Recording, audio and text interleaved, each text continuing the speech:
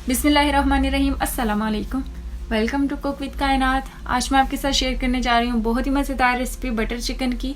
इसको मैं आपके साथ ग्राम्स में शेयर करूँगी। इसके लिए मुझे यहाँ पर चाहिए 20 ग्राम लहसुन, 200 ग्राम टमाटर और 40 ग्राम अदरक। अब इसका मैं पेस्ट बना लूँगी और इसको अच्छे से ब्लेंड कर लें। पेस्ट इसका बनकर तैयार है। अब इसके साथ मुझे यहाँ पर चाहिए 150 ग्राम मक्खन। इसको मैं मेल्ट कर लूँगी अच्छे से और इसमें पेस्ट को ऐड करके अच्छे से कुक करना है। मक्खन अच्छे से मेल्ट हो चुके हैं। अब इसमें मैं पेस्ट ऐड कर रही हूँ और अब इसका कच्चापन खत्म होने तक कुक कर लूँगी। अब इसमें जाएगा 1 चम्मच भरकर जीरा पाउडर, 1 चम्मच भरकर गरम मसाला, 1 ही चम्मच हल्दी पाउडर और इसमें हरी मिर्च का इस्तेमाल नहीं होता, इसीलिए 1 ही चम्मच रेड चिली पाउडर। अगर आप इसमें स्पाइसेस को बढ़ाना चाहते हैं तो आप बढ़ा भी सकते हैं।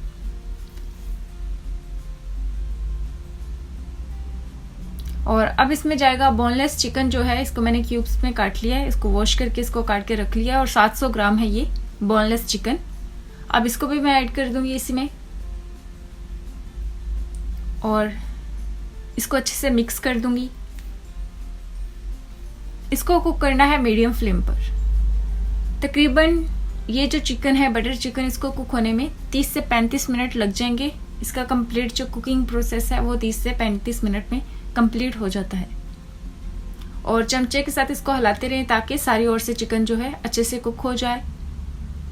और थोड़ी थोड़ी देर के बाद ऐसे ही चमचे के साथ इसका साइड चेंज करते हैं। नमक मैं ऐड कर रही हूँ हस्बे ज़रूरत, आप अपने टेस्ट के हिसाब से ऐड कर सकते हैं।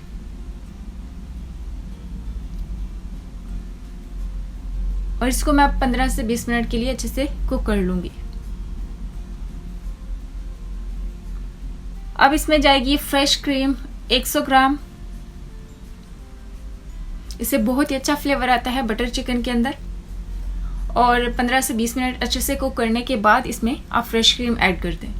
ये लास्ट पे ऐड की जाती है।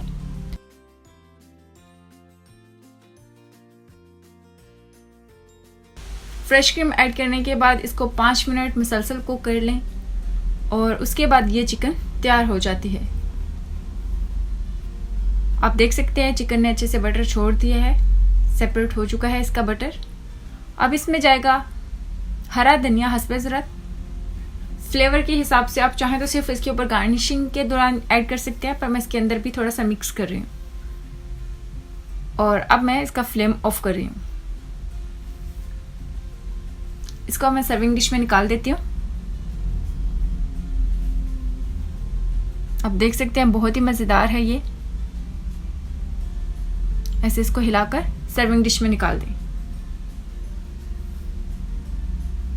और गार्निश कर दें हरा धनिया के साथ। अगर आपको ये मेरी बटर चिकन की रेसिपी अच्छी लगी हो तो मुझे कमेंट में बताना, लाइक करना, सब्सक्राइब करना मत भूलिएगा। दुआओं में याद रखिए। इंशाल्लाह न्यू रेसिपी के साथ जल्द मुलाकात होगी। तब तक के लिए अल्लाह हाफिज़।